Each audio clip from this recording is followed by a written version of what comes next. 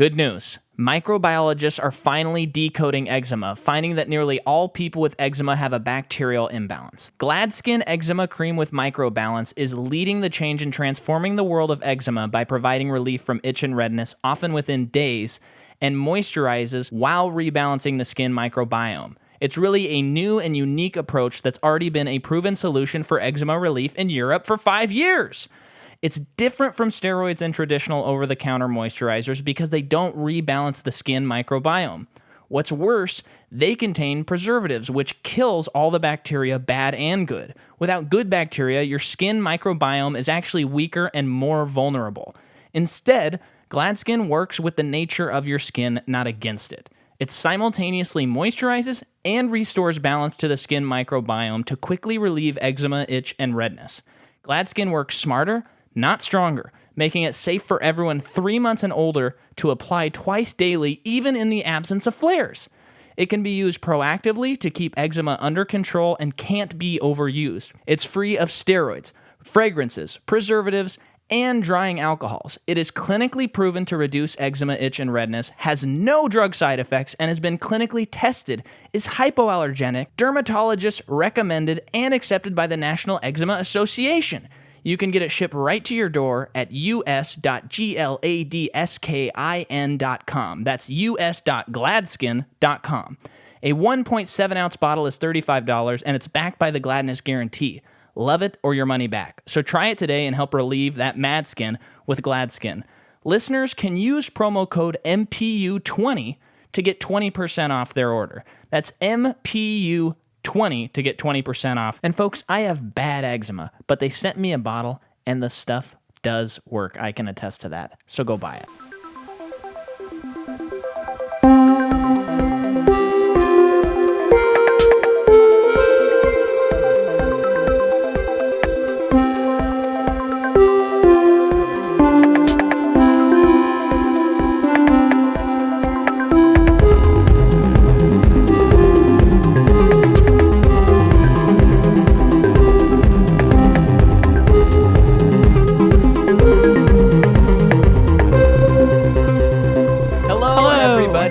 Welcome to the Macabre Podcast Universe.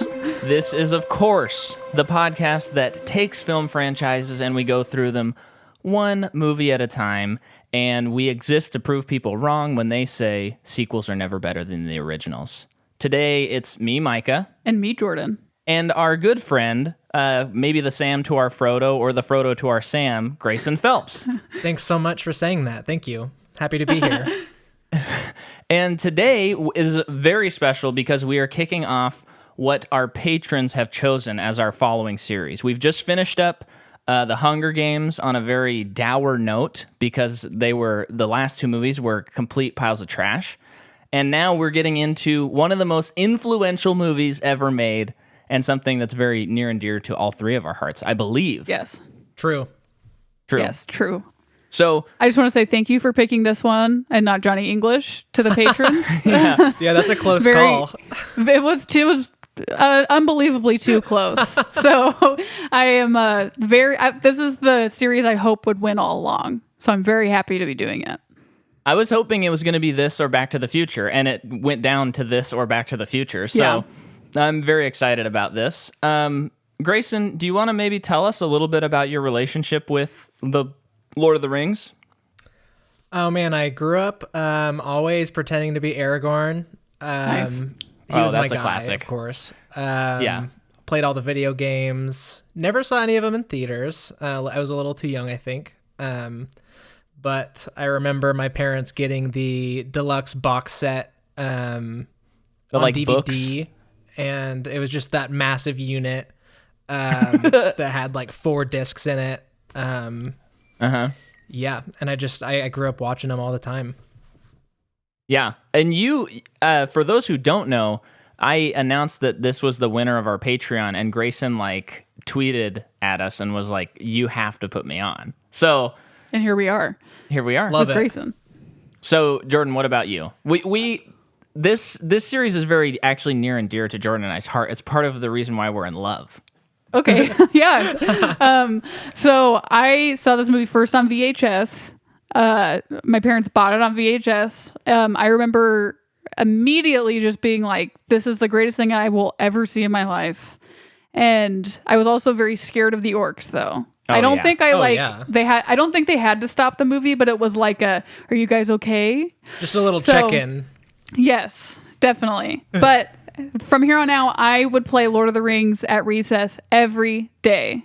And for me, it was Sam was my favorite character. I really felt like I identified with him, but I also think that he was my first celebrity crush without knowing it. Love it. Because I was pretty young. but I like definitely was like, I love Sam so much. And so then in 4th grade, Micah and I are in Mrs. Shea's class. Well, actually, let me jump in. Okay, fine.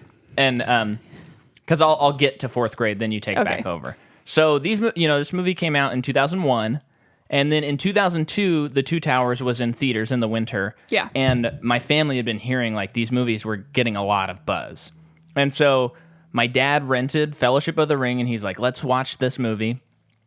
And we watched it, and it got to the scene when Sauron is making the Uruk-hai at the end, and I was so scared I started crying a little bit. And I had to go. So I'm a 1st grader, you know. Oh, yeah. So I had to go to, or no, I guess I'd have been a 2nd grader because it was 2002 when we saw this. And so I went to bed, didn't finish it, but then it must have been like that summer or something because I saw Return of the King in theaters. Yeah.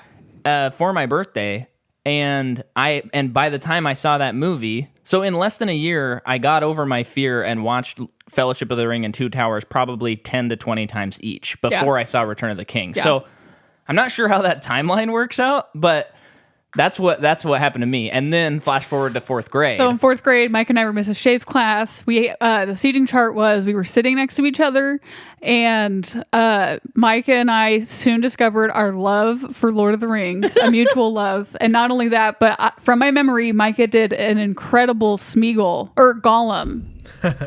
What was that? Thunder? Yeah, baby. Whoa, that sets the mood. This is perfect.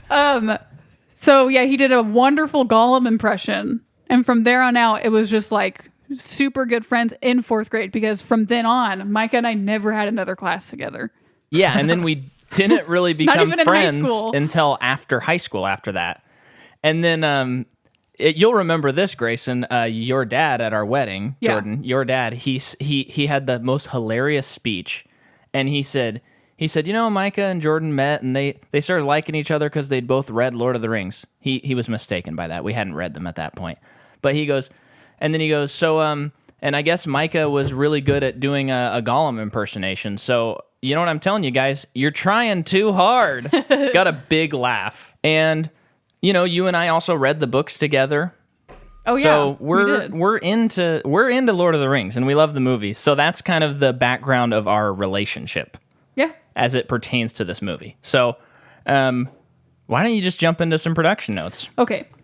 So, this franchise is directed by Peter Jackson, and other works that he has done before this was Bad Taste, Meet the Feebles, Dead Alive, Heavenly Creatures, The Frighteners. I don't think I've seen any of these movies. I just know that he is kind of a weird horror guy. Yeah, and these creature are feature stuff. And whoa, that's scary.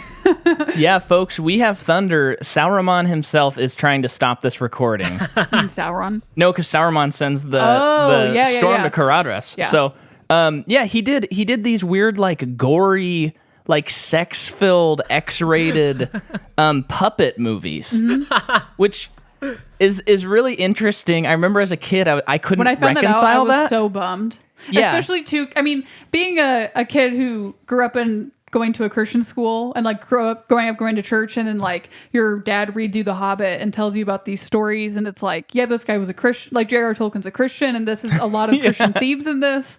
And of course, as a kid, you're just like, oh, of course Peter Jackson's a Christian. Yeah. Like it actually makes no sense. So when I found that out, I was like, what? Yeah. But when you look at the movies through that lens, you do see that influence come through. And you see why he had this obsession with making King Kong. Yeah. And all of these things start to make a little more sense when you look at him through that lens. Yeah. Have either of you been Interesting. able to go back into his catalog and watch some of those movies since then? Or I No, still haven't. I've just kind of forgotten Yeah. that he's made other movies. Yeah. Especially, I think, when The Hobbit came out. Yeah. And I was just like, oh, I'm done. Yeah. I just kind of like forgot and didn't really care. Yeah. But I think he might have directed a movie. I could be wrong about this. Might not be him. But that girl from the first season of Castle Rock, like the main girl, who kind of has that high voice. Yeah. She, I believe, is from New Zealand. And she was in Really? a movie in this movie, and it sounds like a psychological thriller that sounds pretty interesting, actually. And he might have directed it. I kind of want to Okay. watch that one. Okay. I forget what it's called, but Well, it's one of those movies you just listed. It would it might be be one Heavenly. of those. No, Yeah, I'm not it's even going to Heavenly say that. Creatures. Oh, is that it? That's it. Yeah. Yeah. Oh, It okay. sounds like an obsession type movie. Oh, those are always fun. Doesn't look fun, but it looks interesting. Okay. Is this the series? Could I just say, like, produced? These people produced the whole Yeah. series. Yeah. So it's produced by Barry M. Osborne, Peter Jackson, Fran Walsh, Tim Sanders. The screenplay is by Fran Walsh, who has also worked on Meet the Feebles. What? Yeah. Fran Walsh is like Peter Jackson's partner. Oh, So okay. she's been with him since I think his second feature. Yeah. So it makes sense that she's on board with this movie as well. Same with Philippa Boyens. Yeah. And then Peter Jackson also is credited on the screenplay. And the music is by Howard Shore, who has previously done Aviator 7, Spotlight, The Game, and a lot of other very famous movies. I mean, sideline for the score. I mean, come on about the score to this movie. Yeah. I was It's like, it is. Go ahead. I was ashamed when I realized I didn't know his name until like last week. Really? Oh, really? Wow. Yeah, because I feel like I mean- I feel like I've always it's always been like a great score, and I haven't really given it proper credit in the past. I don't think, but man, go Howard Shore. Put some respect on the Seriously. name. Yeah. It's one of those scores too that's like as iconic as Star Wars, Oh, I would yeah. argue. Wait, didn't he recently do a movie that we covered that was not a good movie? Didn't he do a I think he Twilight did. movie? Well, there's also James Newton Howard, Oh, that's which I who always it get was. them That's mixed who it was. up. Never Yeah. mind. That's not him. Because it was whoever it was that guy, and we were like, oh, he really phoned it in for this movie. Yeah. Okay, so then cinematography is Andrew Lesney, who has also done Rise of the Planet of the Apes, and the rest of Jackson's filmography, also Babe, Pig in the City. Yeah. And this Which movie, is a George Miller movie. The guy who made Mad Max Yeah. did Babe, Pig in the City, which is just wild, but actually makes a interesting. lot of sense when you watch it again. yeah. This is also edited by John Gilbert. The production companies are New Line Cinema and Wingnut Films. Is that Peter Jackson's I think company? it is. And then distributed by New Line Cinema. Yes. Is that what you got? That's what I have for right Okay, now. so now I'm tapping in. The movie comes out the 20th of December, 2001. So this is the same year as Harry Potter and the Philosopher's Stone, Crazy. this is a crazy year for fantasy. Was Harry Potter in the summer, though? I don't remember. I believe it was November. So Oh, wow. these are probably like playing at the same time. Yeah. The What a time to be alive. The theatrical version is 178 minutes. The extended version is 208 minutes. Love it. A lot of extra time in there, and it shows, baby, in a good way. And of course, if you're listening to this podcast, beside the Hobbit movies, we're doing the theatrical versions, but the Lord of the Rings, it has to be the extended editions. I don't even Absolutely. believe that there are theatrical versions No. anymore. No. It's too pivotal. Yeah. So the budget of this movie, Grayson, you want to take any guesses at the budget? Oh, I'm gonna say 100 million. 93 million. Yeah. Nice. And I want to try and put that into perspective. Folks, we have talked about Avengers Endgame, which is a movie Jordan and I both love. The budget of that movie is well over 200 million. It's like close to 300. Dang. Look at the Fellowship of the Ring And and that's go, not including Infinity War? I think it is. Combined, they were like 350. Okay. But look at the Fellowship of the Ring and go, wait, this movie looks that good and it's 93 million? It looks better than Endgame. Oh, yeah. By a lot, actually, even though I love that movie. Yeah. It's crazy. Domestically, the movie makes $315.5 million. Worldwide, it makes 887,000, almost 888 million. I'm sorry, million. So, Yeah, I hope 300 million domestic, almost 900 million worldwide. And so here's how this all happened. Peter Jackson saw Ralph Bakshi's animated movie, Lord of the Rings. Have you ever seen that? I haven't seen that. Have you? No. Grayson, have you seen that one? No. Yeah, there's like an animated movie of it. Interesting. And that came out in 1978. And then in 1995, Jackson saw that it may be possible to pull this movie off because he saw Star Wars in 93. I'm sorry, Jurassic Park. Oh, okay. Which famously like really pushes the boundaries for CGI. Yeah. And so he's like, maybe we could actually pull this thing off. And then originally he pitched an adaptation of The Hobbit and 2 movies based on The Lord of the Rings. Wow. Okay. And then Jackson was offered King Kong, and the distribution rights for Lord of the Rings got really convoluted. Like somebody didn't have them and somebody did, and it wasn't going to work out. So he's like, I want to do King Kong first.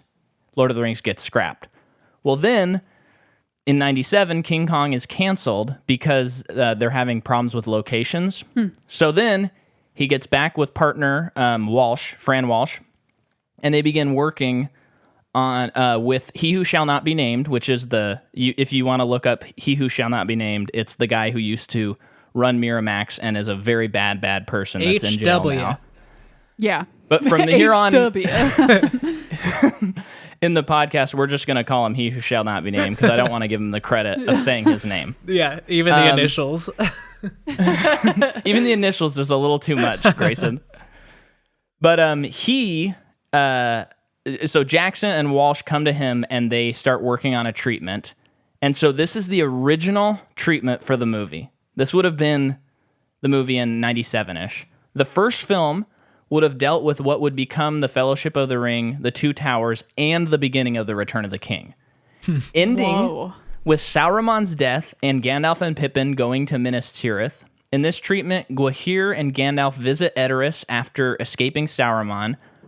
Gollum attacks Frodo when the Fellowship is still united, and Farmer Maggot, Glorfindel, Radagast, Eladan, and Elrohir are present. Bilbo attends the Council of Elrond. Sam looks into Galadriel's mirror. Sauron is redeemed before he dies, and the Nazgul just make it into Mount Doom before they fall. Huh.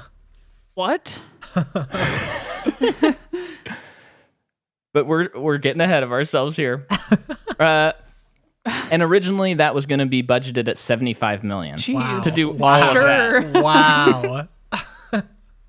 So then in 97, they do another draft, which would have been still 2 movies. So they're still like looking to adapt these as 2 movies, which I think is really interesting when we look at it through the lens of the movies we've been covering. Everyone's trying to stretch things out. They're trying to condense it. Yeah. Yeah, and they're trying to condense it, and then Marty Katz, who's one of the producers, visits New Zealand, and he reports that the film's going to cost $150 million to do both of them. And Miramax is unable to finance, so they decide to merge those 2 movies into 1 movie. Jeez. Gosh. And He Who Shall Not Be Named's brother suggests that they cut Bree, cut Battle of Helm's Deep, use or lose Sauron, make Rohan and Gondor the same, shorten Rivendell and Moria, among other things. And Jackson's like, oh my no. God. Yeah, not a chance, dude. And I want to sidebar here. This speaks to like a problematic, besides those people at Miramax who are like bad people, if you look up some stuff, they are like notorious for trying to cut movies up. Yeah. And they have a good, like, they didn't do that with Quentin Tarantino's movies.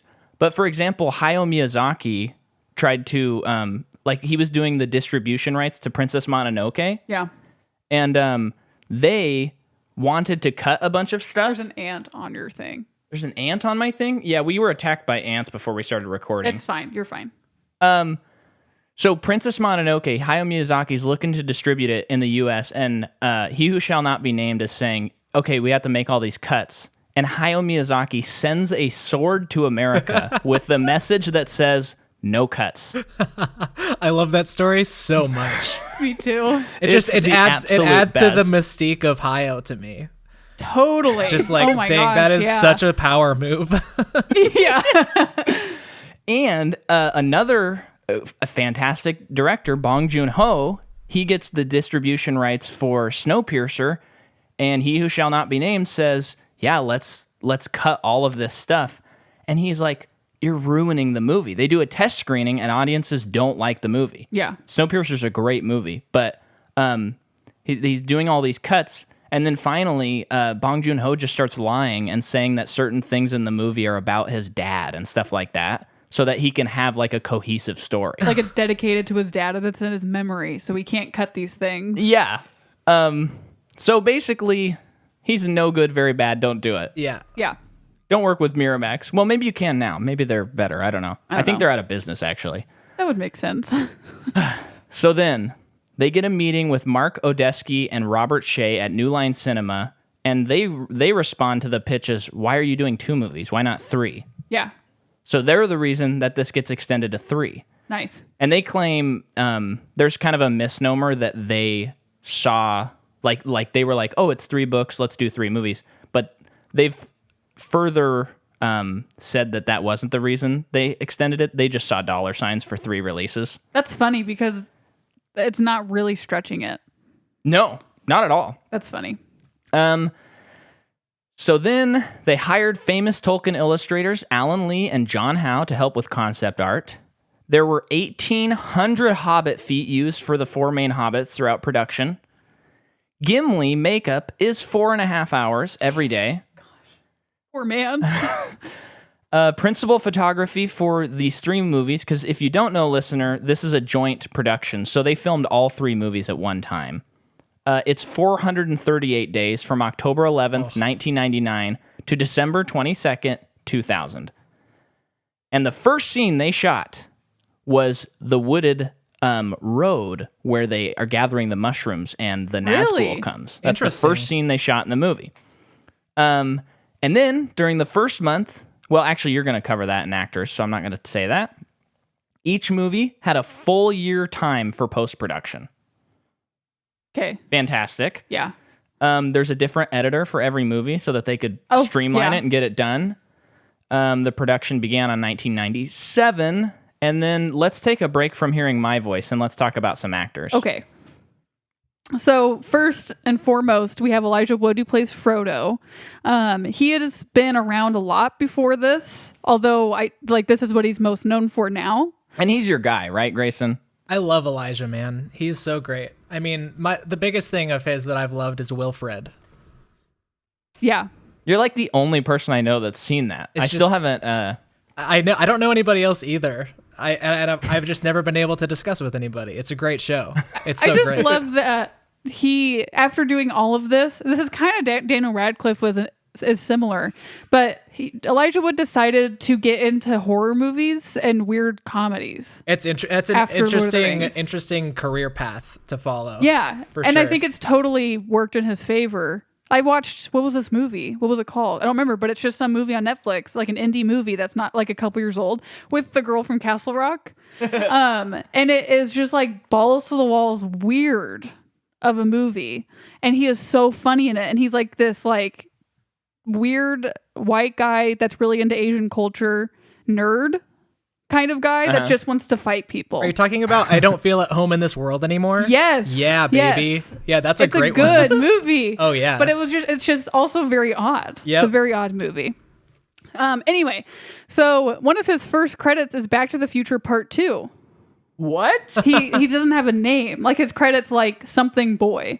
one. He must Wow. just be like out in the streets or something Yeah. when he's hoverboarding. I think he's like a skateboard boy or something like that. No, I might be wrong. way. I didn't write down Dude. exactly what it was. That's awesome. But then he's also in a movie that I watched so many times as a kid, The Adventures of Huck Finn. Loved that movie. He's adorable in it. He's also, as a kid, child actor in The Good Son with Macaulay Culkin. That's the movie where Macaulay Culkin's like a psychopath. And I from my memory, I haven't seen the whole thing, but like Elijah Wood's trying to like get him to stop doing bad things. Oh, you very told weird me about movie. that movie. He's also in Flipper.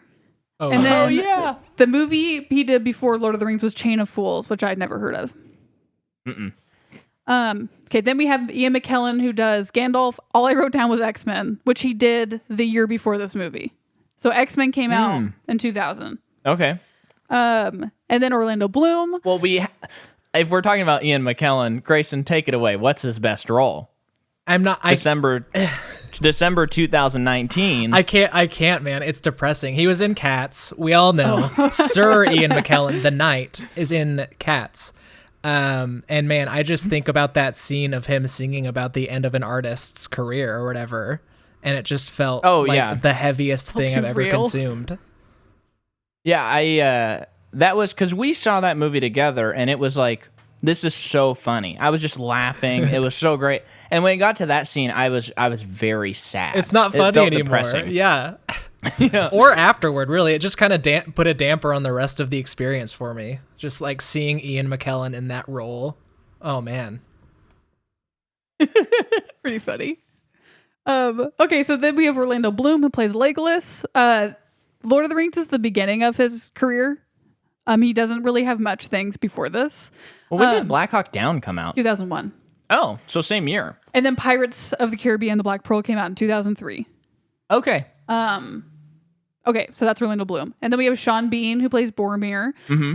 He's been in a ton of stuff prior to this. But I saw that he's in this like TV movie series where 3 movies came out a year for 3 years. And they're all classified as TV movies. So it's not like a mini series of Sharp's. It's like Sharp's Gold, but it's everything Sharp's something else. And he looks like some British major, like in the army. That's probably it looks cool. like it could be during the Spanish War. Like a BBC kind of show?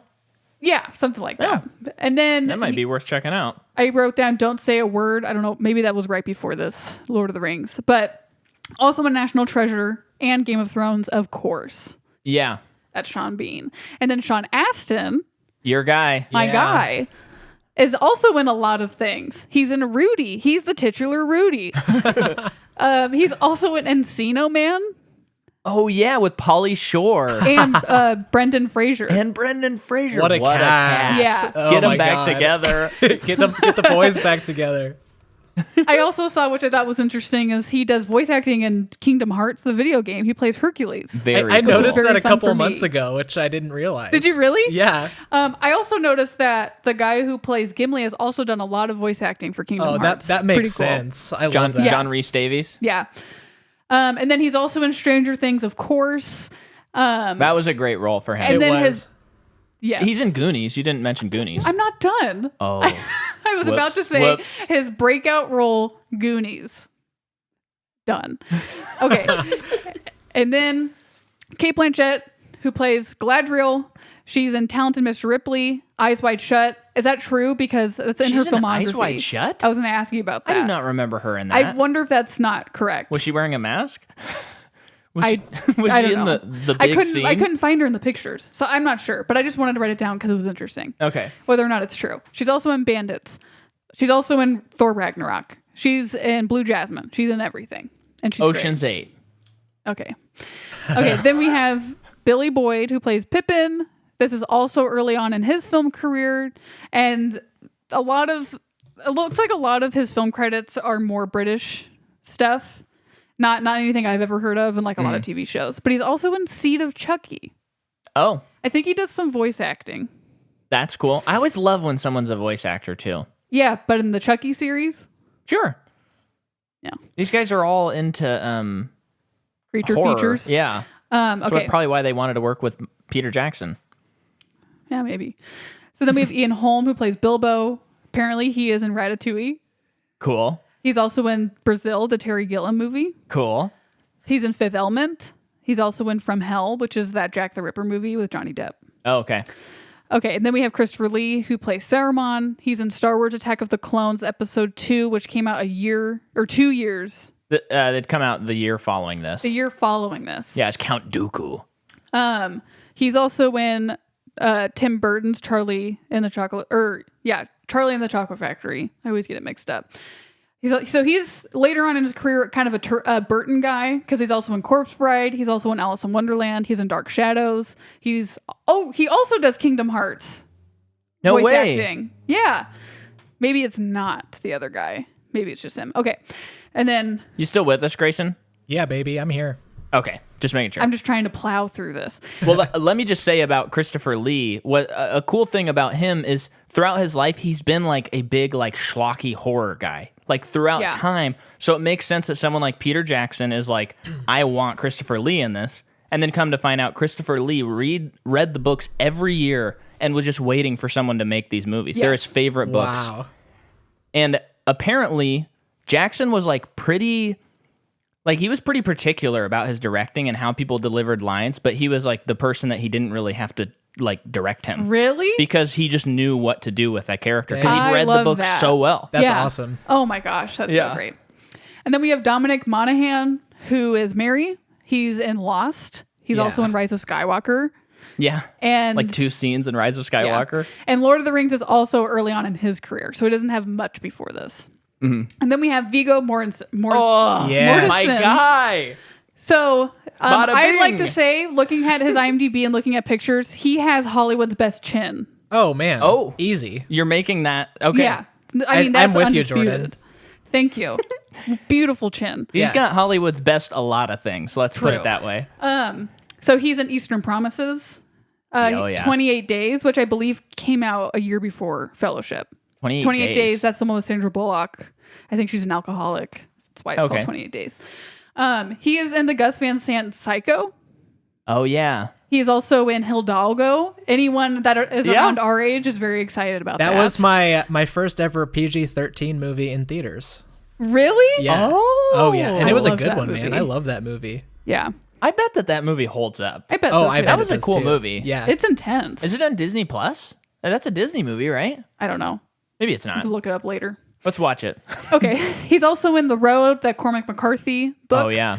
And he's in Green Book.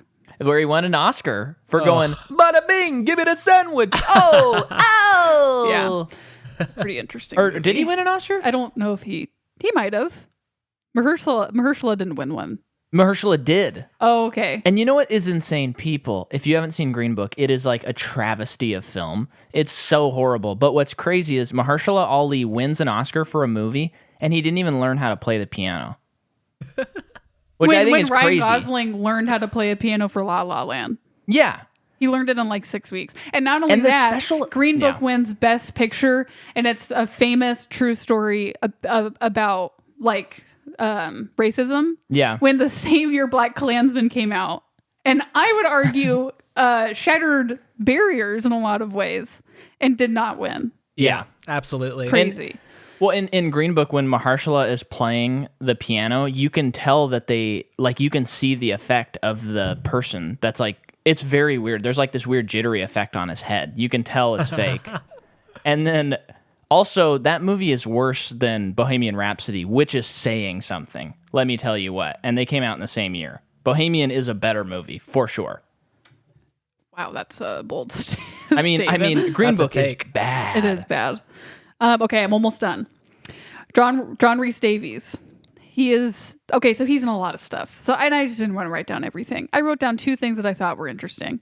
Mm-hmm. He does voice acting in the Dune video game, and he also plays Man Ray in SpongeBob, the TV show. Very cool. And he's in Indiana Jones and the Raiders of the duh. Lost Ark. Yeah. I didn't feel like scrolling through everything. Yeah. Okay, and then we have Liv Tyler, who plays Arwen. She's in Armageddon. There's too many people. A lot of her start comes from being in Aerosmith music videos because of Papa. And then she's also in Empire Records and That Thing You Do. Oh, yeah. Oh yeah, I love then her role in that We've talked movie. about her Yeah. because she's in The Incredible Hulk. That's our second episode. Oh, then why am We've I talked about wasting her. time on her? Okay, so then she's great. Nothing against Liv Tyler. This is just taking up a lot of time. Okay, so then last person, Hugo Weaving. All I wrote down was Matrix and V for Vendetta. Yeah. Cool. Yeah. Okay, couple more things. And then I have some other stuff. I'll just intersperse them as we go through the plot. So this movie was nominated for 13 Academy Awards. Best Picture, which it lost to A Beautiful Mind. Best Director, which it lost to Ron Howard. Best Adapted Screenplay, which it lost to A Beautiful Mind.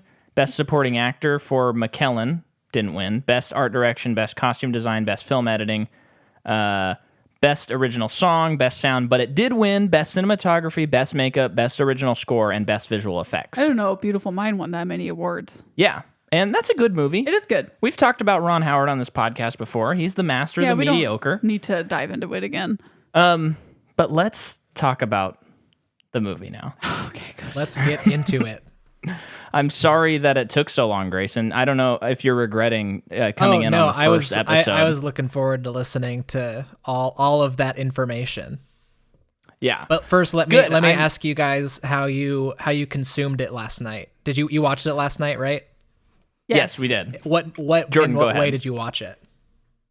We inserted the DVD into our Blu-ray player, even though the disc that we have is not Blu-ray. So it wasn't we DVD. turned on the TV. Yeah. Yeah. But we have the Blu-rays ordered. We should have them on Friday. So from here on out, we'll have watched the Blu-rays. But the Very DVD cool. actually looked pretty good. Oh, Yeah. yeah. They're good transfers. Yeah, Yeah. so Chloe and I watched, we borrowed the set from my parents maybe like 3 or 4 months ago, and we did DVD for those, but last night we streamed it, Oh. You streamed it. which was my first time not watching it on DVD. Where did you Oh. stream it from? Where's it on? I rented it on Apple TV. Oh, Nice. I see Nice. what you're saying now. Yes. I get it. Yeah. Yeah, so this movie for me is like as iconic as Star Wars, I would say. In that when I watch this movie, any of these 3 movies and any of the original Star Wars movies, I just think to myself like every scene, every line, everything maybe I just have a warped perspective, but it feels like every single thing is a game changer in cinema history. I agree. It's hard to think that it's like, when do you think this would ever happen again? And Yeah. the only movies that would come to mind to me are like Harry Potter and like the Dark Knight trilogy. Mm-hmm. But it's like you can't like go into something thinking it's going to be the best thing in the world. This is something that over time it has become so classic, and learning all of the effects that they invented for these movies is like, Right. of course this is going to be timeless. Right. It's Yeah. insane. So Grayson, what did you think? We're almost 20 years away from this movie. Like its 20th anniversary is next year. Yeah. How do you feel about the visual effects looking at them just as of yesterday? Oh, I mean, there's parts. I can't think of anything specifically right now. I mean, some of it feels dated to me, but most of it is incredibly effective, I think. Yeah. I about the time we got through the Mines of Moria, I thought to myself, like, there's been maybe like 2 or 3 effect shots that like could probably get improvement. Otherwise, Yeah. I mean, I'm sure there's little things that like if Weta, the company that did this, and they started, this was their first project, Weta Digital, and they would go on to do like Thanos. These guys are like the forefronts of CGI still today. Yeah. I'm sure they'd go back and change some stuff, but for the most part, they did the smart thing where they really pushed the boundaries, but they never pushed it past what they were actually capable of doing. Mm-hmm. Right. Yeah. I mean, something that's coming to mind right now is that scene when Bilbo's face kind of shifts when he tries to grab the ring from Frodo. Like that, I think is objectively like kind of dated, but it's still I think effective enough. Like it kind of freaked me out when I saw it. It's like, oh man, Yeah. It that's pretty always scary. Is, Same with the scene with Galadriel. Galadriel where her face turns like black and she rises up in the light or whatever. Yeah. Like also dated, but still effective. Yeah. Well, and one thing that really works to the advantage of this movie is like when you look at the backdrops, and when it is a fake backdrop, which actually is fairly rare considering the scope of this movie. Right. Maybe you see that it looks like painted or fake in the background, but considering the epic nature and classical nature of it, to me it feels like a painting. Absolutely. And it actually like adds to the story for me. Yeah. Instead of just having like realistic mountains that are made or something like that. Right. So, folks, you're listening to this podcast, and maybe you're like, man, I want to write an epic story, but I have so many rules in this universe to introduce. Here's what you do.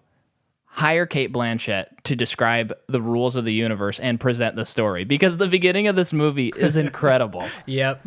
You're thrown right into it.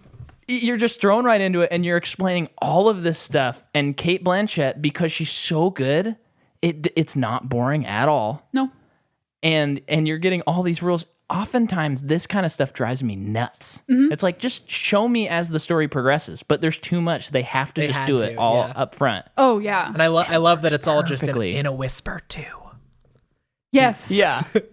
Like, it's like you're sitting around a campfire and she's telling you this drawing epic you tale. in. Yep. Yeah. Yeah. So we see, I mean, she's explaining basically this huge, oh, no. Sorry. She's explaining these rings that have been created that are very powerful. Some are given to dwarves, some are given to elves, some are given to men.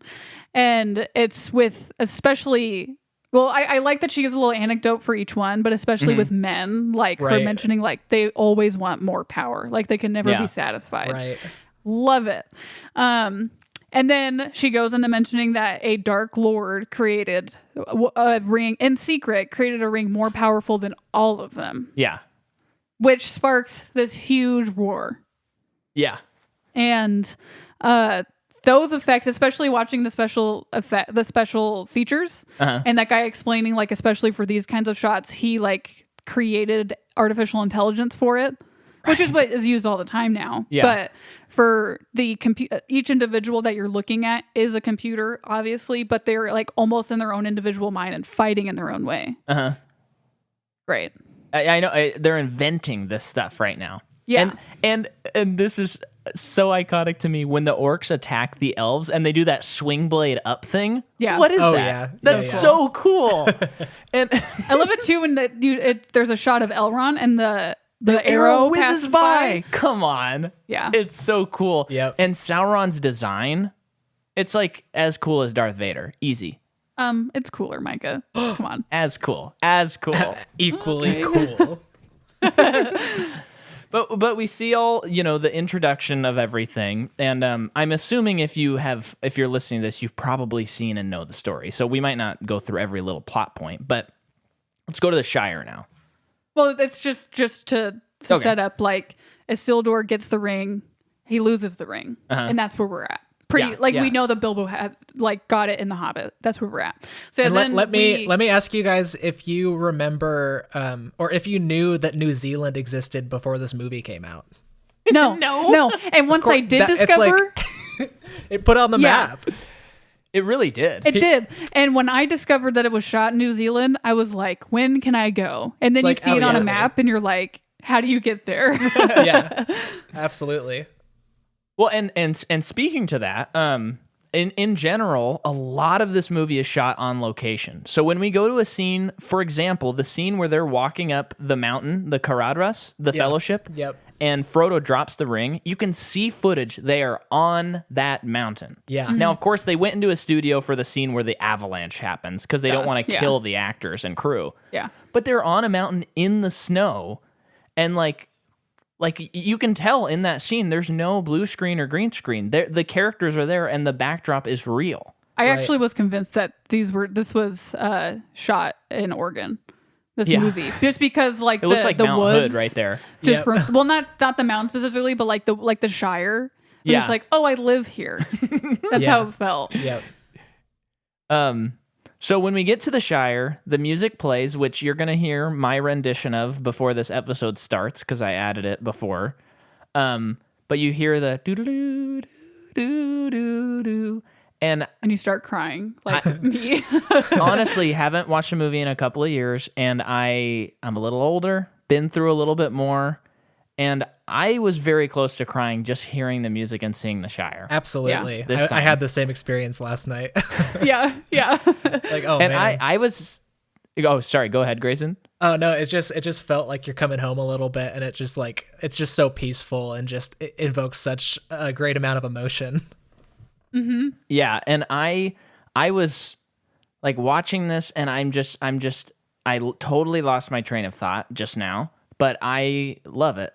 Yeah, it's all of the set design, the costumes, all of it's just every tiny detail was thought of. Yeah. So it just creates this world that it's like there's no breaking of suspension of disbelief throughout the movie. No. You watch it and you're like, there are actual hobbits who live in the hills. Yeah. And I want to go there. Absolutely. One, I'm always thinking, like, they say that this happened in the Third Age. Okay, maybe this did happen a long time ago. Let's just not rule out the possibility, everybody. Yeah. Yeah. So through great shots and narration, this now Bilbo's narrating because he's writing his book. Oh, come on. You're introduced to Hobbiton, to the Shire, how these people live, and all they just really want is peace.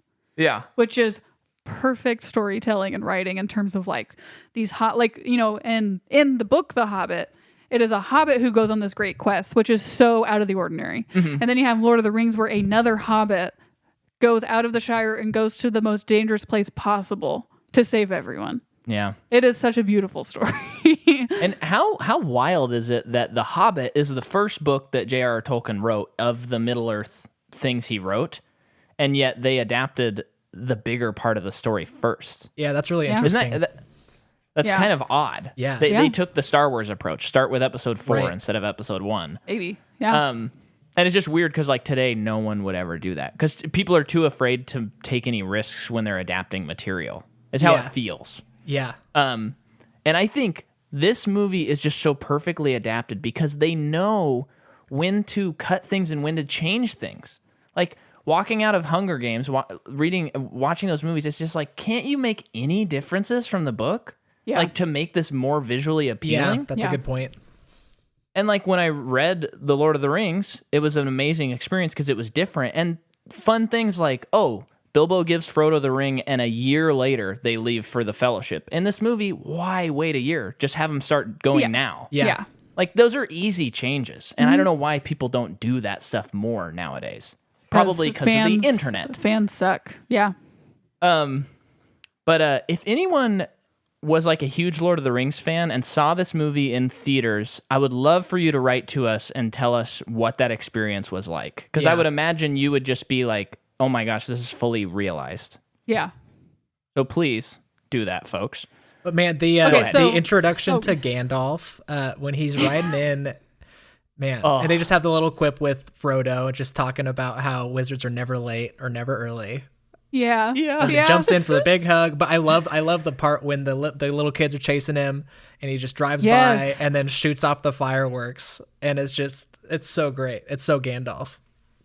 Yeah. Yeah. And I just like, you like to think, and I think it's true, is, this is this wizard who's been everywhere and he's pretty much all knowing. Yeah. Yet it's like he's coming into this place and it's as if you can like see just relaxation all over him. Oh, 'Cause it's like, absolutely. Yeah. in a Yeah. way coming home, like an adopted home. And they just spend, Peter Jackson is so brilliant. I mean, forget whatever else he does in his life. He did these 3 brilliant movies because he spends the first half hour of the movie just hanging out in the Shire. Yep. And they are absolutely like dunking in every scene, showing us these sets, Yeah. these effects, and then these things like the way I mean, you got to watch the special features for these. They would make sets. They'd make 2 different sets, one that was huge and one that was small, all identical props at like a 1-to-3 You mean ratio. small, like miniature? No, I'm talking like they would make a set that was really big. Yeah.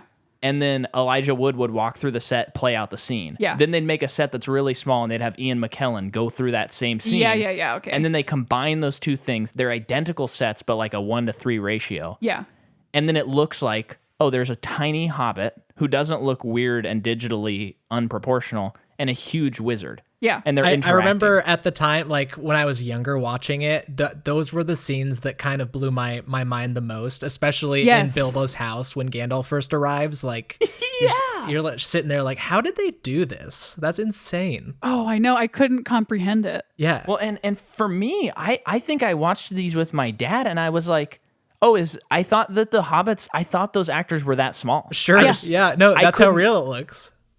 Yeah, and what's crazy is, so they would do that, and then they would also do these things called perspective shots, and they would have them moving and stuff where they would have an actor like Elijah Wood way in the background, and then they'd have Ian McKellen way forward, and they would position the camera. They'd both be, quote, sitting at the same table. Yeah. But they'd position the camera so it looks like they're at the same table, but they're actually not. And their eye Yeah. line, they're not even looking at each other. I actually remember in the Hobbit special features for the first movie, they were showing a shot.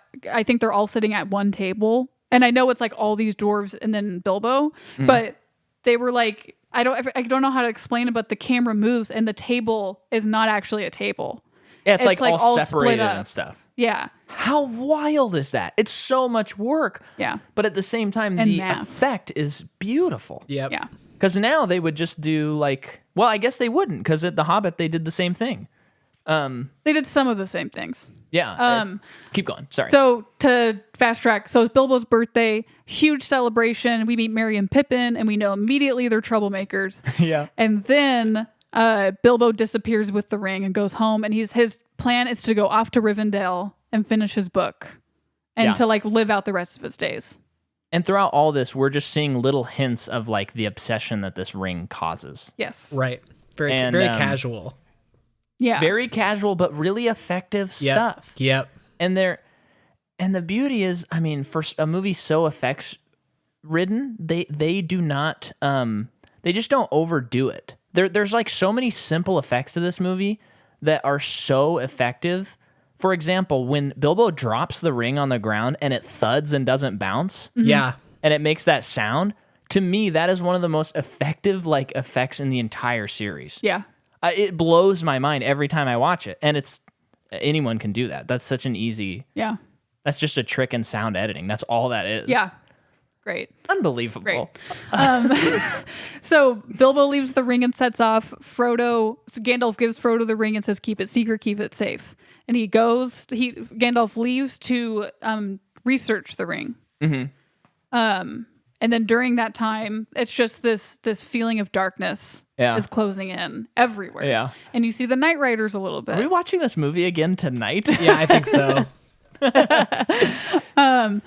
And you see they're at the Green Dragon, the hobbits. Yeah. And they're all talking about this darkness coming in and this feeling of this foreboding feeling. When also right next to them, Frodo, Merry, and Pippin are like singing and they're so happy and nothing's wrong. Right. Because nothing could touch the Shire. Mm-hmm. Of course. Yes, very, very well done. And then quickly, they don't spend too much time of Gandalf being away. He comes back and with his what knowledge he has of the ring and basically says, Frodo, you have to take it to Rivendell. Or no, you have to take it to Bree. Yeah. I will meet you there. I can't At the Prancing Pony. I can't accept the ring because it will consume me. Yeah. And Frodo tries to give it to him. And then Gandalf straight up like, don't tempt me. Yes. Yeah. Oh my gosh, oh my it's God. so good. Damn. Yeah. And this speaks to like I love Frodo. He's my favorite character, and this is the beginning of seeing how I like how this is kind of a twist on not the refusal of the call, because like a lot of movies and stories you'll see that they go to a character and they're like, can you do this thing? And they go, no, I don't want to do it. Yeah. But Frodo, it's like a reversal of that, where he is given this big burden and he always knows I have to do it. He just doesn't want to. That's right. Yeah. And that scene later in the movie where he says, I've always wanted to go on these adventures like Bilbo, but now that I'm here, I just wish I was at the Shire. Yeah. Yeah. I cannot believe how much I relate to that feeling and how much that line made me want to cry. Yeah, that's a heavy hitter, man. That line aged very well.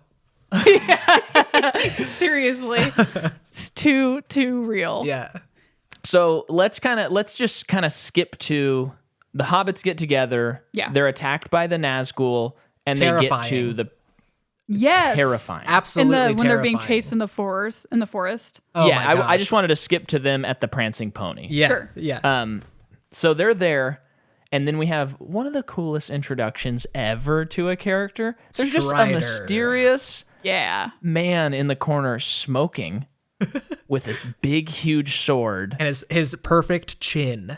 Perfect chin. And might I add, I don't know if you know this, Grayson, but they casted someone else as Aragorn. Oh, I forgot to mention that. I did not know that. Did you? They casted someone else, and a month into filming, they were like, this guy's too young. We need to cast someone else. So they call Viggo Mortensen, and he's like, okay, yeah, maybe. And his son overhears the conversation, and he goes, is that for Lord of the Rings? Because Viggo did not know about Lord of the Rings. He's he not didn't know. familiar with it. And then he says, Dad, you have to do that. Straight and up. so he does it, And then not only that, he commits to this movie so hard. He carries his sword around for the entire Everywhere. production. Amazing. Like they go to a and restaurant. It's not a he's got dinky a sword. It's a ranger No, sword. it's like It's real. Yeah. It's a real sword. It's a unit. And he does. It's hard to even pick because even the people that I'm not even that big a fan of, like Orlando Bloom, I'm not crazy about Orlando Bloom, but his like dreamy, weird, like inflection on the reading of his lines totally adds to the story. works for me. Yeah. Like there's not a bad performance in these movies. No. Right. It's so wild. Yeah. It's so perfect. And another thing I'll say about his introduction is, I mean, that's like the ideal Dungeons and Dragons character, just like the mysterious ranger hanging out in the corner of the prancing pony. You're like, man. Yeah. I was thinking about Dungeons and Dragons a lot. Oh yeah. Having watched, You now have having to. played it. Yeah. It's so like, this is just hitting all those points. Yeah. It's so good. That's right. So So in the prancing pony, Frodo accidentally puts on the ring, and I love the effect it's incredible. when he has the ring on. They blended like a fire overlay. Yeah. And like that's what they actually did, blending fire. It's not actual fire like overlaid, but it's this effect that simulates fire and it distorts everything. It looks incredible. Yeah, I love it. Come on. And it looks like right away what's cool about them putting on the ring is you see this other world, but the world is not exciting that you're in. It's scary. Right. But you see the advantage of putting on the ring. Mm-hmm. So right away you kind of understand the dichotomy of this ring. Totally. Beautiful. How do you do that? I don't know. And I do like people are the geniuses. lore with the ring is you can use it to your will, but it will get to a point where it will be the master of you. Yeah. Right. Which is that's the whole like when Boromir really like he really believes that Gondor and the men of Gondor can take ownership of this ring and use it for, I don't know, not good, I would say, but use it to their power. But of course, it would get to a point where it would consume all of them. It would destroy Gondor, and it would still end up back with Sauron. Yeah. Because it will always be drawn back to that. It's so good. It's so good. So Strider takes the hobbits under his wing because Gandalf never arrives because he goes to Saruman, and Saruman holds Gandalf hostage, basically to try to bend him to his will because Saruman is now on Sauron's side. Another terrifying scene. Yes. Go ahead, I Grayson. feel like I'm saying that so much. Yeah, But absolutely. No, man, that scene is so scary when he just throws Gandalf up in the air and he, Yeah. I mean, pretty much just slams his face into the ceiling. It looks like is like what it alludes to a little bit, like these wizards are just going at it. It's crazy. And I love the set design of his tower. I forget what it's called. Orthanc. Okay, yeah. And that is a real miniature that they built. Wow. So, I mean, I know that there are parts that are CG, but that's part of the beauty of this is they would build these real models. The cave troll, they built a cave troll that's like 14 feet tall, and you can see footage of the guy from Weta Digital scanning it into the computer, who would go on later to be part of the creation of Thanos, which is just so wild to see scanning a troll that still looks great today. Yep. To Thanos, one of the like best CG characters I've ever seen. Yeah. Like I'm just blown away by Weta Digital. Those guys that are troll incredible. really did hold up pretty well. Yeah. There's like a couple of weird things, but it's not even like if I saw that in a movie today, I'd be like, yeah. And if anything, it might have been weird only because the lighting might have been a tiny bit off on a certain shot. Yeah. Like that's it. But either way, you're not and- going to want to mess with that thing. Still. No, I'm looking at our fridge and we just have like all the characters from Lord of the Rings as magnets on the fridge. Do you want to, so we can go towards what is that? So they introduce a scene that's not in the books when they go to that, like, ruins Weathertop? on a hill. Yeah. Yeah. You said it's not in the books? Is that you No, told me that's a in the couple days book. ago? No, there's a scene where there's this like creature that attacks them that they cut from the movie. That's right. Which was a good choice because you're building up to the Nazgul fighting them. Yes. It's awesome in the books. Yeah, but so they are taken to Weathertop, where, like you just said, the ring wraiths find them, stab Frodo, and that's when we are introduced to Arwen because she needs to take him to Rivendell. Love her introduction. Very cool. I think it's an extended scene when Viggo is singing that song. It is, yeah. I love that as the precursor to her character. But she is like a very strong character to me. I actually think for a movie, I don't know, for a whole series, the women who are characters are actually really strong. Yeah. I don't really have any complaints because it's like, of course, no, there's not women like in the Fellowship. I don't really care. Yeah. But the women who are there, like Eowyn's very strong too. I am no man. Yeah. And Galadriel's also very strong. Yeah. And what's cool is I feel like Arwen is not just, as in so many other movies, she's not just like the wife that's waiting by. No. Just waiting for the king to return. Right. She is a vital part of the story, and she saves Frodo. Yes. Aragorn was not going to be able to do it. Yeah. She saves her. him. The scene of her on the horse. It's so intense. It is so intense. It's yeah. and that branch hits her in the face, and she starts bleeding. Oh, and then dude. when she gets the we lost it last. I hadn't noticed that before for some reason. Yeah. But it hit last night. It's just like one little scrape from a twig. You're like, oh my god, badass. And I can't tell. Did that happen? I can't tell. I don't know. Because I don't know how they curious. could have faked that in 2001. I don't know. I was watching that scene. I was curious how often Liv Tyler we were actually seeing Liv Tyler. Well, she did have the stunt woman on the horse, so I think anytime you aren't seeing her face, it's the stunt That's what woman. I was thinking. But the effect of when she gets the river to come to sweep him away still looks really good. It's really Agree. cool. Yeah, you're like, man, even with the horses, because that would be the thing that could be cheesy is the waves turning into horses, but you're just thinking that is powerful. She summoned that. Yeah. That's the intense. only kind of wonky thing about that scene is like the horses getting submerged in the water. That's it. But it's so quick, Yeah. you don't really have time to think about it. Right. Yeah. And for a movie, okay, so you know this, listener, we analyze movies. That's what we love to do. And for a movie that has so much to analyze, it really is hard for me. And I don't want to. I don't try to do this, but like I just have a hard time thinking about the filmmaking because the movie sucks me in so much that all I can think about is the story and characters. There are still parts where, yes, I'm like, oh, how did they do that, whatever. But usually when I watch a movie, that's kind of, in a lot of ways, that's what I'm thinking about, like 60%, 50%. Yeah. And this movie, it's like 10, 5%. Because I'm just always so invested in this story. Yeah. Now they're at Rivendell. Yes. We're almost to the end of disc Frodo's one. fine. Bilbo's there. Bilbo has aged a lot because he no longer has the ring with him. Amazing touch. Yes. Yep. We are introduced to Elrond, also really cool dude, who is Arwen's papa.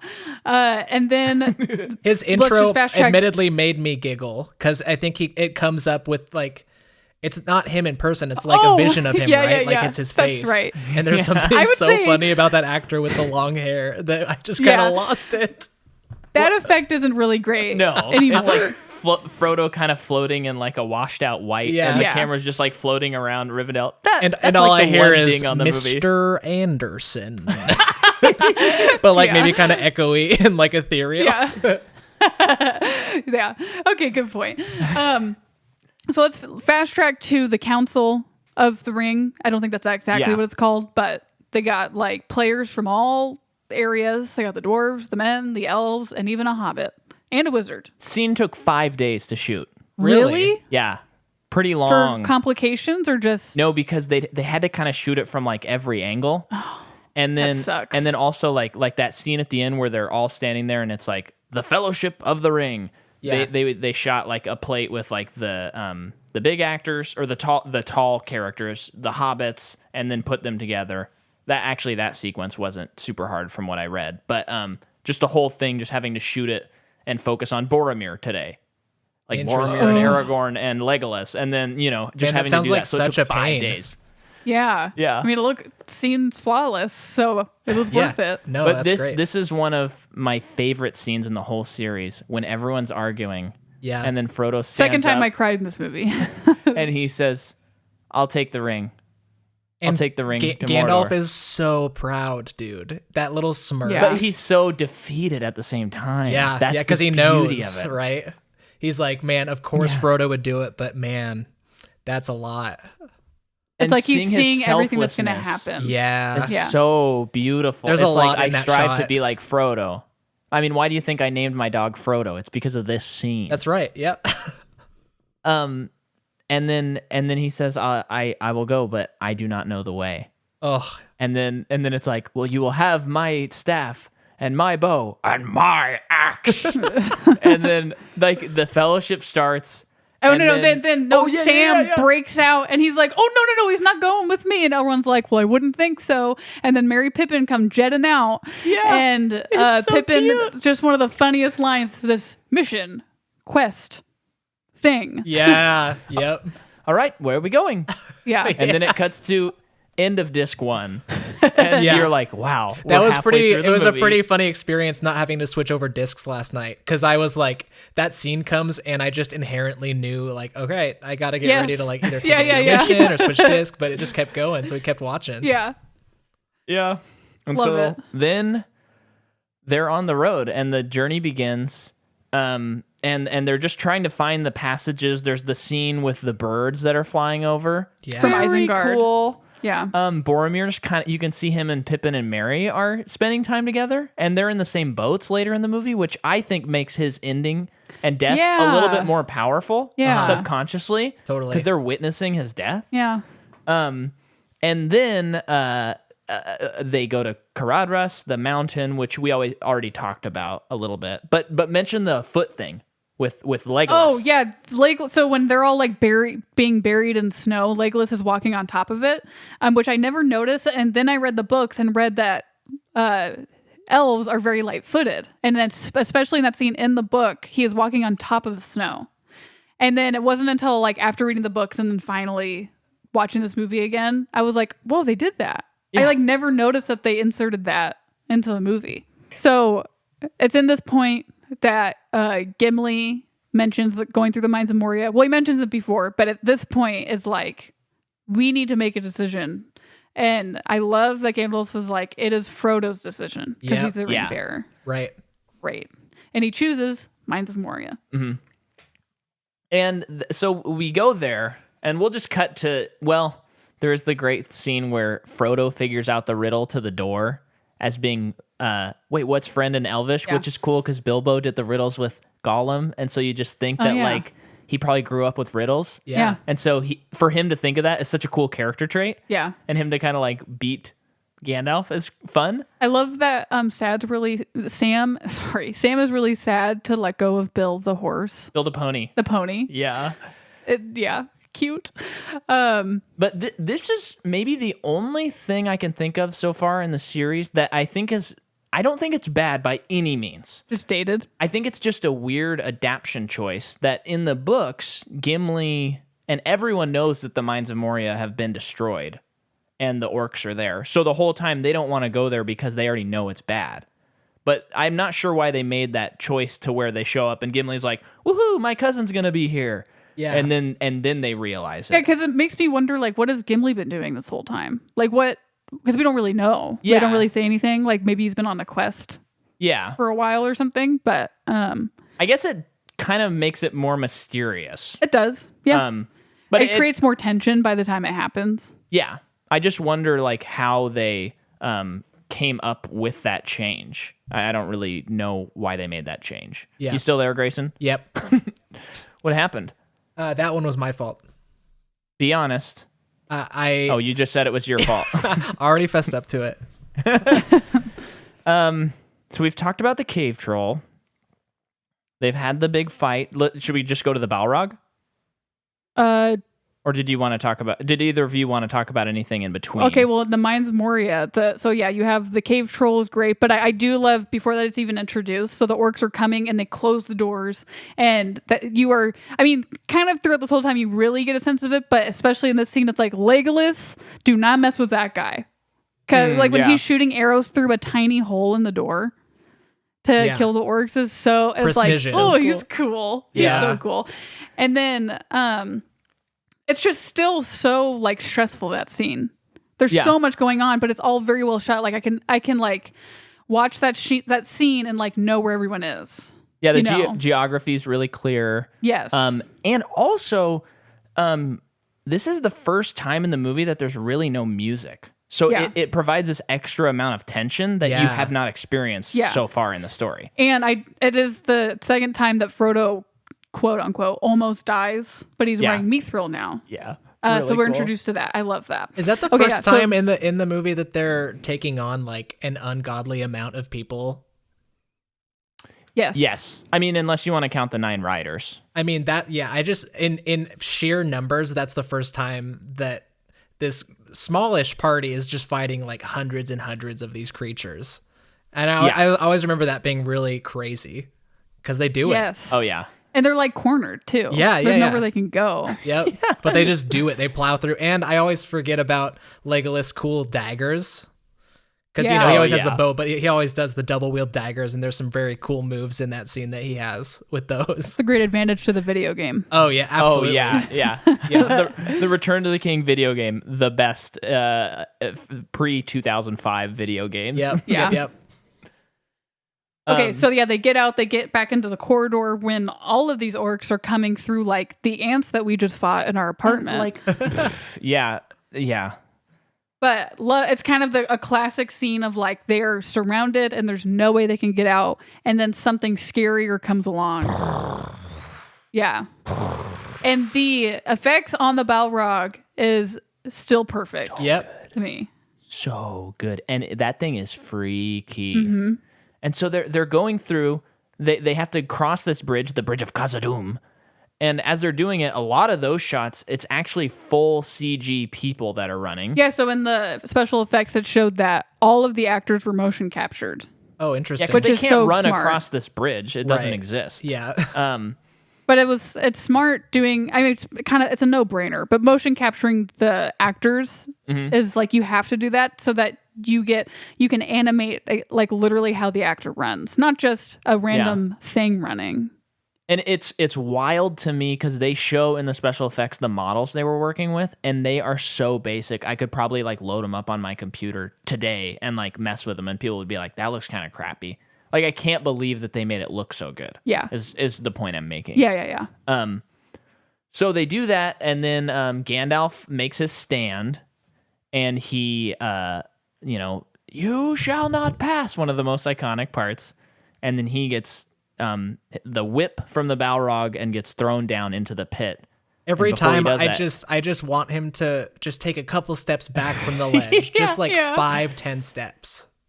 Yeah. Yeah, and so here's something I thought about this time around is he's a pretty knowing person, and I know that at that scene it doesn't look like he knows this is going to happen to him, but ever since they get into the Mines of Moria, there's like a cloud over him. He gets lost. Yeah. He's like he's not fully in tune as we've seen him with the rest of the movie, and I wonder if that's like his version of like like he's already kind of dying, or like the magic is fading and he needs to be reborn as the white. I just wizard. imagine it because of him being more all-knowing. He has really great intuition. I just think of Dumbledore, like especially in Order. I think it's Order of the Phoenix when Dumbledore's like ignoring Harry. Yeah, And by the end of the movie, he's telling Harry, like, I thought that if I ignored you, it would actually save you from a lot of trouble, when obviously it didn't. Yeah. And he's apologizing to him. But it's like, a really great wizard has this great intuition of, like, I know that I need to let go of this bridge Yeah. and die. It is Yeah. time. I don't know what's on the other side. I can only, like, have an idea about it. Yeah. That's how I take it. And then he says, "Fly, you fools." Yeah. Which is very odd because it always sounds like he says, "Follow, you fools." Yeah. He somehow turned "fly" into 2 syllables, and I can never, like, I've looked at it with the captions on. It does say "fly" in the book. It says "fly," and I just can't figure out how Ian McKellen delivered that line. Yeah. It always never takes me a sounds like minute the to word process "fly." it. Yeah. And I know that J.R.R. Tolkien has never confirmed this, but it's one of the rare, like, actually fun fan theories is that he was trying to alert the Fellowship to get in touch with the Eagles in that line, Oh, yeah. which is kind of cool. Yeah. It's not what, from what we know, J.R.R. Tolkien did not intend that. He meant it like fly, like go, get out of here. Yeah. Don't wait for me. Yeah. That's but fun, it is though. kind of fun. Like, oh, Then you can combat all the people who are like, plot hole, they didn't take the like, eagles. No, Gandalf knew back in the mines. Yeah. And that's not the definition of a plot hole. But anyway. So then we get to a part where the third time I cry in this movie. Yeah, same. When the Lothlorien, or that's the song in the soundtrack, but they get out of the mines and they're all sobbing. Dude, you feel And- it. It is a Yes. heavy. Really feel it. Immediately heavy. Especially Sam crying. Yeah. Yeah. Oh, It's yeah. so I bet. Sam and sad. Frodo really get me. Yeah. Yeah. Well, and Aragorn, because he's been so stoic. To see him with right, tears he's shaken. is like, He's shaken. Yeah. and then they have to get going. And when they get to Lothlorien, it hurts even worse because like Galadriel is like, there's a darkness. Gandalf isn't with you anymore. Right. And you're like, oh, we already don't. You Yeah, don't have I to mean, bring it up. Yeah, thanks for Gandalf bringing it was. up. I mean, like Frodo is technically the leader because he's bearing the ring. But I mean, Gandalf was like the leader of the group. So now that he's gone, Right. it's just where do they go from here? And I really like that they, especially introduction to those elves, Frodo's looking around and everyone seems to be giving Frodo like sideways glances. Yeah. Basically, like, I don't trust him to do this, or I don't believe Yeah. he can do this. Mm-hmm. Really great touch. Amazing. Yeah, so Galadriel is, I love that they do this effect where she can talk without speaking, like without opening her mouth. Very she can cool. talk in your head. Love that. And let's do the mirror. Go Grayson, for it. tell us about the mirror of Galadriel. Man, he sees a lot of stuff in there that is not so bright and not so cheery. A lot of darkness. And, yeah, a lot of darkness, a lot of peril, a lot of struggles. Yeah. This is a cool scene too because I take it also. I mean, I think it's in the books that isn't that what she sees and he sees in the books as well in the mirror. It's been so long. Okay, I don't but know. I kind of take it as their sort of them showing like we're not going to show the scouring of the Shire that happens in the books at the end of Return of the King. So here's like a hint of that Yeah. because we didn't add that in the movie. Right. 'Cause Yeah. if you've read the books, they get back to the Shire after this whole thing's over, and Sauron is there, and he has like enslaved all of the hobbits. And Yeah. so I think this is partially the filmmakers being like, "There's that scene for you." Yeah, you're still Yeah. giving that scene credit and like a little homage. Yeah. And it's so cool in the books because Galadriel gives Sam the like seeds, and then when he goes back to the Shire, he plants them, and they're able to like rebuild the Shire. I don't remember that. Yeah, I love that. Wow, And that's great. I'm glad they didn't. It would make the ending of Return of the King way too long because you'd have to do like Yeah. another like 30 minutes to do that. Yeah. But that's so fun when you're reading the book and you're like, wait, Sauron's still around? What Yeah. the heck? Yeah. So she gives them gifts. They take off. They go to the falls. There's these amazing statues that they did build models of again, and they're still like awe-inspiring when you watch the movie. Gollum's still following them, and you're just like, I want to see this character so bad. I couldn't wait. Please. And then So this whole time they know that they're being tracked by orcs. And at this point it is introduced to us that Uruk-hai have been created, which is a blend of an orc and a man. Right? Dun, dun, dun, dun, dun. It's An orc and a man? well, the Or orcs goblin and are a man? the orcs are men corrupted, is what No. he says, and then they've perfected them into Uruk-hai. The orcs into Uruk-hai. Okay. Is what I believe Sauron says. Sure. Could be wrong. And that was that scene where they created him is when I had to be out when I watched this movie when I was a kid. Pretty scary. That scene is I want to gritty, know. dude. Yes. It is so intense. I want to know what a physical, like, what was that thing that they were putting them in? Like, it, looked like a fetus, like they were in a placenta or something. But Yeah. I want to like literally know what they used. Yeah, and to he create that. chokes the guy, Yeah. and then Yeah. Saruman's like stops the other orc from letting him kill him.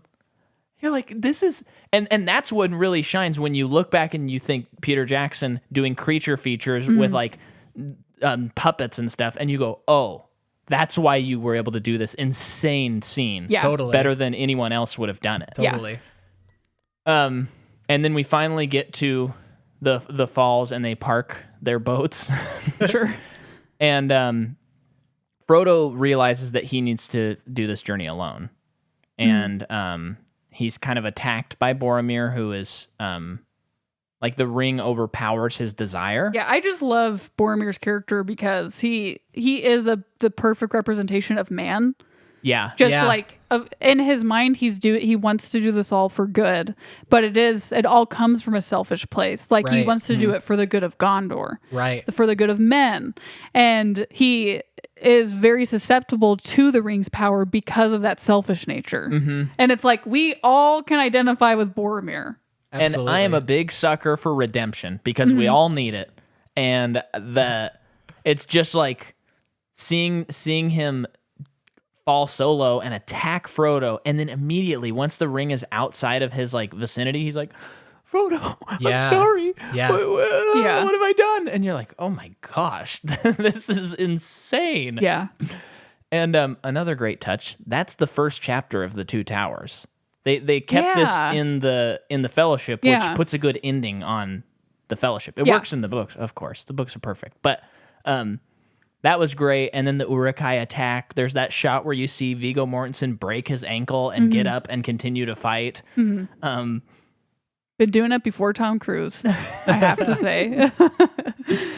And there's that insane like boss orc that you're like, man, It's in your Uruk-hai. Does he have a name? Uruk-hai, Yeah, he does. I let me look it up. it's like, oh man, whenever they make the video game, he's gonna be he's so the hard boss, to beat. for sure. And he's got like his eye is just like shut the whole time. His left or right eye, and he's just shooting Boromir, and Boromir falls down, and Merry and Pippin are taken. I think it's Lurtz. But there are two of them, so I'm trying to find the other name. But one of them is Lurtz. Okay. Lurtz sounds to me like the orcs that are in the Two Towers that are. That's the name, though. Okay. Like, cause that's the name. Oh, maybe that's just him, Lurtz. Okay. Mhm. And then Frodo gets away, but before he does, I mean, do you want to take this, Jordan? Wait, did you talk about Boromir? Did I talk about Boromir, Grayson, Merry and enough? Yeah, I'll also say about Boromir is I think he's really shady the entire movie, and I'm just not a big fan of him until he fights back with like arrow after arrow after arrow going into him, and you're like, okay, he's still like devoted to this cause somewhat and like a part of it, and I respect him a little bit now. But Totally. that's always my perception And- of Boromir is like, ugh. Right. But once you see his dad, you kind of like understand Boromir a lot more. Absolutely. And understand that he was the favorite son. Yeah. Yeah. Definitely. And you're kind of like, how would he have turned out different? Yeah. Well, I mean, I guess he may have turned out like Faramir, who we'll find out about in the next book or movie. But I was just did you mention that Merry and Pippin Get taken? Okay, sorry. I was looking for Lurtz's name. I know. Okay, so Frodo goes back to the beach and starts going to the other side of the river, and Sam comes out and he's like, Mr. Frodo, you're not leaving without me. The fourth time I cried in this movie. I'm going alone, Sam. Yeah. And he's like, I know you are, and I'm coming with you. and I really like the effect that they did, because were they actually underwater? Was he actually underwater in that effect? I don't know. It's an interesting effect when It's he's very drowning. dreamlike and like painting looking. It doesn't look real, Let but me in a say, good way. the power play that Sam pulls by just going into the water, knowing that both of them know he can't swim. It's like, I'm coming with you, and you have to save me. Yeah, I'm gonna right, drown yeah. before I let you go somewhere. Either like, by I come yourself. with you, or my death is on your hands. Yeah, exactly. Yeah. That's a power play, dude. Go Sam. It is. So Frodo saves him, pulls him into the boat, and Sam is telling him, he's like, I made one promise before going on this trip. A promise, Mr. Frodo. And it was to stay with you the whole It's true, time. he I don't did. mean to go back. That's right. It's beautiful. Yeah. It's so beautiful. And I love how throughout all this, like Aragorn has that moment with Frodo where he is tempted by the ring and he is able to reject it. And when they get through all this crazy fighting, and there's that insane shot that goes over the forest as they're all running, and it's like 10 seconds long. Yeah. And they must have hooked up cables or something. I don't know how they did it. But like Aragorn just knows. He knows that it's time. He has kind of that knowing wisdom of a wizard almost, where he's like, okay, the Fellowship, yes, it's over. But we have to go save these two hobbits, Frodo and Sam. They'll be taken care of. We have to trust that. He's trusting that their stories will connect again. Yeah, I love later that on. moment so much. Yeah. And I love that Gimli gets so excited. Yeah. Yeah. All right, the three of them. It's just the three of them, right? At Yes. that point, Yeah. it's like we're gonna do it, but there's still a job for us. There's still a purpose. Yeah. Just a little different I'm now. smiling. Yeah, Yeah. dude. Yeah, I love that. And I love, I mean, this is something we talked about this in our Guardians of the Galaxy 2 episode.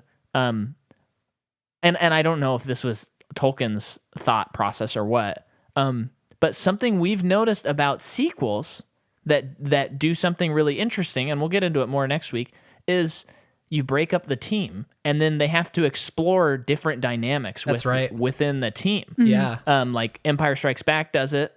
Guardians of the Galaxy, this movie does it. It's Stranger Things, I think 3 did it, and that season Yes. was way better than the second one where they all just stayed together the whole time. Yeah. So it's really interesting that that happens at the end of this story. And it just feels like sometimes we watch a movie and it feels like there's a writer behind it making sure that it gets to a certain point. And this series just doesn't feel that way. It just feels like this is a real story and we're just following these characters to the natural conclusion. And I would say too, the importance of breaking up the pact to explore different character dynamics also allows new characters to be introduced. Yeah. But Right. it does them all justice because there's more room for them to do it. Yeah. Because we get some good characters coming up. So that is the Fellowship of the Ring. I think we may have covered it. By the end of this episode, you might think we covered it. Yes. What do you think, Grayson? You got any final thoughts that you want to talk about? I just Anything we missed? It was just a really good watch for me last night. Just I'm really I've always loved Aragorn and his story and his background, but something about my watch last night just made me. I think I'll probably end up watching Two Towers and Return of the King, even though I just watched the whole series. I'm just like I want to see how everything plays out. I love his background, and there's a lot of story to be told. Yeah, it was just a good watch, and I love that every time I watch it, there's something new and just something that makes me feel. Have you read the books, Grayson? It's been a long time. Like but you have. middle school. Cool. Yeah. Oh yeah. Yeah, it's something I would like to revisit at some point for sure. They're just so good. Yeah. Yeah. And it's just it's just so great because they're different, but they're so similar. Yeah. So they're just both so enjoyable. Because the movies capture the essence. Yeah. And it truly feels magical. Yeah. And it's like this movie, one of the special direct effects guys in one of the documentaries on the special feature said, hopefully if we've done our job right, you're not going to really notice our job. Yeah. And I think when you watch the movie, you don't really. I agree with that for sure. And I mean, you said, we're coming up on the 20-year anniversary, and there's a lot of crazy stuff. Like, this is 2001. Think about what else was going on around then. And there's man, there was a lot, and it's just kind of seamless. Like, you don't really have to think about it too much. Like, it's a very cool part of it to think about, but it's not definitely not distracting to the story or to the way it's being told. No, it's just amazing. Yeah. I love it so much. What about you, Jordan? Any closing thoughts? Love. That's my closing thought. Love. Love. I listeners, sign up for our Patreon, patreon.com/MicahMcCaw. You can sign up for the $3 tier if you just want our exclusive episode of the month. This month, we are doing Finding Nemo, which came out 2 days ago. And then next month, we'll do Finding Dory. So we're doing the 2 sequels. It's the MPU, the sequel. Nice. So check that out. And then, Grayson, do you have anything you want to plug or where people can follow you or anything like that? Follow me on Twitter and Instagram. Still unemployed, so I've been doing a lot of Twitter. I mean, what's your handle, though, dude? Come on. I can't remember right. It's Gray Phelps, right? Yeah, I think so. Oh, just Grayson Phelps. It's just my name. No problem. Wow, With there a you go. PH. That's You going to got be in it. the title. Yeah, So. You got it? I mean, I had it in 2009, so there you go. Oh. Wow, I'm and then surprised I'd it like wasn't stolen. Yeah, I'd like to plug Human by Everett, out now on Sonic Yes, Falcon cool. Records. Yeah, definitely check out the EP. We put a lot of hard work into it, and it almost didn't come out because of some things that were outside of our control. So please listen to it. Yeah, it's been over a year since we recorded it. I'm so excited. Yeah. So that's definitely out now, and would love for people to listen to it because we're really proud of it.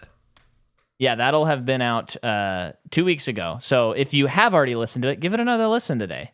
And make sure and rate and review, folks. Pump our numbers up, please. Get those numbers going.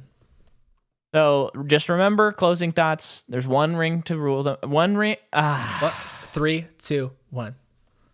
One ring to rule them all. Rule them all. One ring to find them. One ring to rule them all. And in the darkness, find them. Nice Thanks job. for listening, everybody. Thank you.